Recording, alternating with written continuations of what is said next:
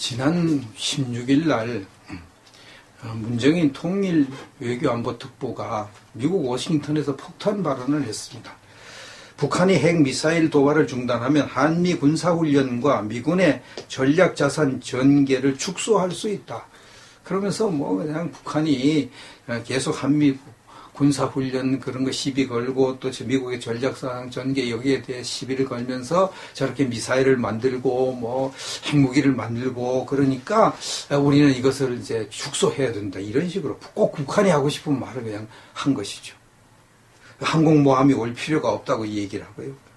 사드 문제로 한미 동맹이 깨진다면 그게 무슨 동맹이냐 이따위 소리도 하고요. 그리고 내가 하는 말은 문 대통령의 생각이라고 이렇게까지 말을 했습니다. 이 발언에 대해서요, 백악관, 특히 트럼프 엄청 화를 냈습니다. 엄청 화를 냈습니다. 한국 언론 보도에 보면 트럼프가 경노했다. 욕설을 퍼부으면서 경노했다고 이야기를 합니다. 이 말 이전에 사드 문제로 그렇게 욕설을 퍼부대고 경노했다고 했습니다. 국내 여론 그렇게 열이 잔뜩 받은 데다가 문정인 외교특보 이런 말을 했으니까 트럼프 대통령이 더 화를 안 냈겠습니까? 보도는 안 됐지만 더 난리쳤겠죠. 그래서 이제 이렇게 국내 여론도 들끓고 이러다가 한미동맹 깨지면 어떡하려고 그러나 나라가 이제 안보 문제 위태롭게 생겼다. 큰일 났다. 들끓으니까 어쩔 수 없이 청와대가 나서서 청와대 누구인지는 밝히지 않고 문정인 특보에게 경고를 했다. 청와대가 경고했다. 이렇게 돼 있습니다. 문 특보에게 별도로 연락해서 곧 있을 한미 정상회담 등 한미 관계에 도움이 되지 않는다고 엄중히 말씀드렸다. 책임질 만한 분들이 연락을 드렸다.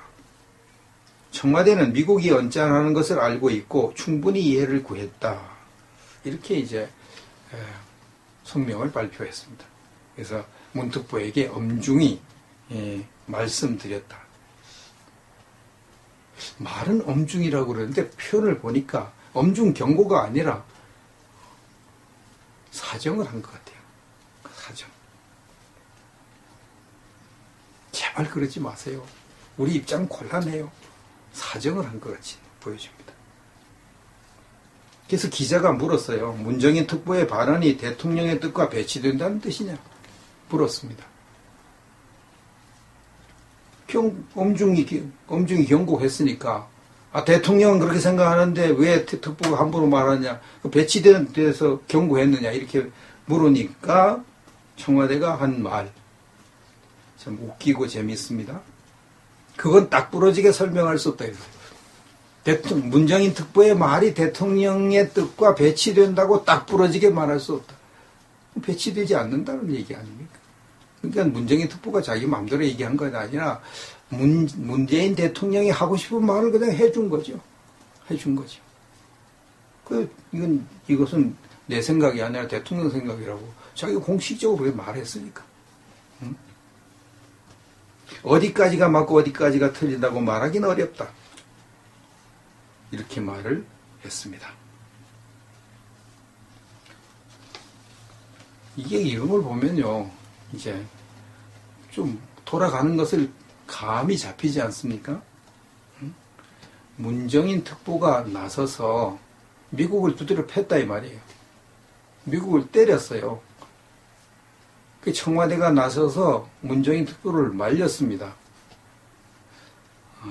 때리는 시어머니, 말리는 시누이. 지금 그렇게 지금 되고 있는 거죠. 그럼 누가 더 미워요? 말리는 시누이가 더 밉습니다. 왜? 이 말리는 시누이 마음에는 시어머니가 좀 더 때렸으면 하는 마음이 있는데 그냥 말리는 척 하는 거고요. 진짜 본심은 더 때렸으면 하는 마음이잖아요. 그러니까 말리는 시누이가 더 미운 거. 사실은 말리는 게 아니니까. 이게 이제 청와대가 말리는 신용만 냈다 하는 것.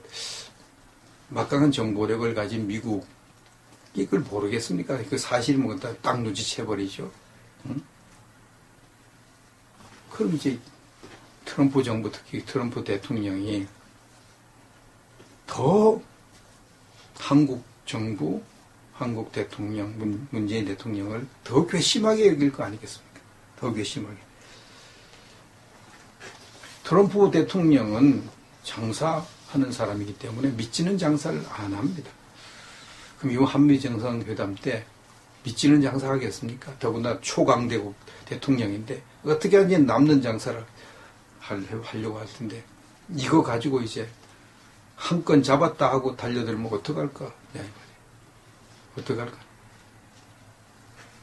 그 만약 문재인 대통령이 배짱을 부리면서 아이 뭐 해볼 테면 해봐라 뭐, 응? 우리는 그냥 자주국방 할 거야 이렇게 나간다. 미국 안 도와줘도 돼. 자주국방 할 거야. 좌파들이 늘 자주국방 그러잖아요. 그럼 어떻게 될까요? 1차적으로 우리가 감당하기 어려운 경제 보복을 당하게 될 것입니다. 미국이 그냥 가만히 그렇게 많은 미군을 죽이면서 우리나라를 구해주고 그렇게 오랫동안 우리나라 경제 발전을 도와줬는데 그냥 우리를 그냥 뭐 북한에게 혹은 중국에게 애따 먹으라고 던져주겠습니까? 안 그럴 거 아니에요. 그 미치는 장사인데. 만에 하나 이제 미국이 환율 조작국으로 지적을 했다, 우리나라. 그리고 환율 조작국 중국도 지금 하려고 그러고, 우리나라도 하려고 그러고, 이렇게 있거든요. 이렇게 되면은 결국 한국의 기업에 엄청난 타격을 받게 되는 거죠. 그럼 경제가 무너지게 되는 겁니다. 경제가 무너지죠. 심하면 제2의 IMF 맞을 수도 있습니다. 그래도 우리가 버틴다. 그럼 미군 철수 카드를 꺼내들고 나오면은, 우리 안보가 심각하게 무너지고, 이제 나라 존망에 걸린 일이 일어날 수도 있습니다. 자, 이렇게 살얼음 판인데, 반미 시민단체 수십 개가 이번 주 토요일에 미국 대사관 부근에서 사드 반대 집회를 한다고 그럽니다. 이 나라가 지금 이게 지탱하느냐 마느냐, 위기에 처하느냐 마느냐 이런 때인데 사드 반대 집회를 수십 개 반미 단체가 한대요. 미국 대사관까지 6천여 명의 행진을 하겠다고. 근데 그 행진한 신고한 것을 보니까 미국 대사관을 이렇게 포위하는 그런 코스를 신고를 했어요. 대사관 포위해가지고. 예전에 청와대를 포위해가지고 물러가게 만든 그런 작전을 지금 또 쓴다 이거죠. 그래서 종로 소방서 부근 행진을 경찰에서 허가하지 않았다 그랬습니다.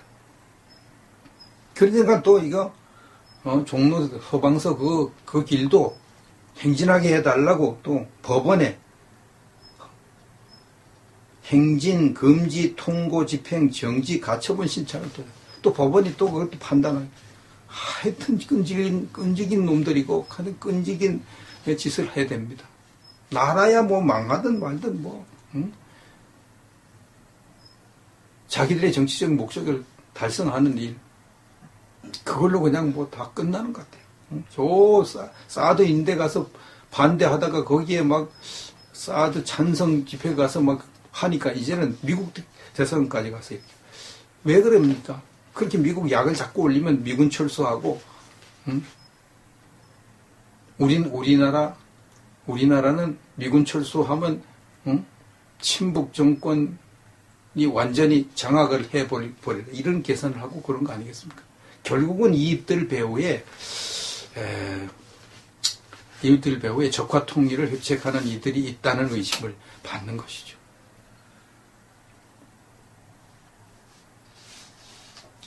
보수 우파들의 대우각성이 더욱 필요한 때가 아닌가 생각을 하고요. 자유한국당 최고위원 경선에 출마한 이철우 의원이 문재인 대통령의 탄핵 가능성을 시사하는 발언을 했습니다. 어제 오후 제주에서 열린 합동토론회, 당 대표 및 최고위원 후보자 합동토론회죠. 거기에서 다음과 같이 말했습니다. 국민 생명과 재산을 지키라고 대통령 만들어 놓았더니 정말 나라를 망하도록 하는 것 같아. 문재인 정부가 하는 것을 보면 정말 기가 막힌다. 반드시 당을 잘 개혁해서 다음 지방선거 성공하고 총선 승리하고 다음 대통령 선거는 이렇게 말하고 대통령 선거까지 안 갈 것 같아. 오래 못 갈 것 같아. 이렇게 말했습니다. 지금 문재인 정권이 하는 것을 보니까 5년 못 버틸 것 같아. 이렇게 예상을 했습니다. 박맹호 의원도 비슷한 말을 했습니다. 문재인 정부의 오만과 독선이 도를 넘어서고 있다. 칼 잘 드네 하고 권력에 도취해서 금도를 넘어서고 있다. 자중자애하고 피나게 대비한다면 우리의 시대가 의외로 빨리 올 수 있다. 이것도 이제 문재인 정권이 5년 못 갈 것 같다고 전망을 했습니다. 하여튼 현재 문재인 정부는 이게 총체적 난국에 빠져 있습니다. 이제 한 40 며칠밖에 안 됐는데요. 벌써 곳곳에서 파열음이 나고 곳곳에서 암초가 생기고 이러지도 저러지도 못하는 그런 상황에 빠져 있습니다. 부적격자들을 추천하고 임명하고 지나치게 미국과 대립각을 세우고 회사들의 길을 죽이고 어떻게 돈 쓸 궁리만 하고 대중영합 정책 이런 것만 하려고 하고 공무원 수나 늘려서 뭘 일자리를 만들려고 하고 40이 넘도록 내각 추천도 완료하지 못하고 그들이 그렇게 박근혜 정부를 보고 이게 나라라고 그런 소리 했는데 지금 그들이 그런 소리 듣고 있어요. 이게 나라냐 이래. 그러니까 이제 조중동도 돌아서는 그런 분위기가 있는 거예요. 조중동. 문재인 정권의 탄생에 그렇게 협력을 앞장서서 하던 조중동. 돌아서는 느낌이 들 정도가 됩니다. 홍석현 씨가 홍준표 후보의 공격을 받아서 사퇴를 했지만 또 다른 쪽으로는 문재인 정권에게 소망이 없구나. 이럴 바에는 일찌감치 발표하는 게 낫겠다. 그래서 사퇴한 면도 있지 않은가. 이런 생각이 들 정도로 지금 문재인 정권이 아주 빠른 속도로 깊은 수렁에 빠지고 있는 것으로 보여집니다.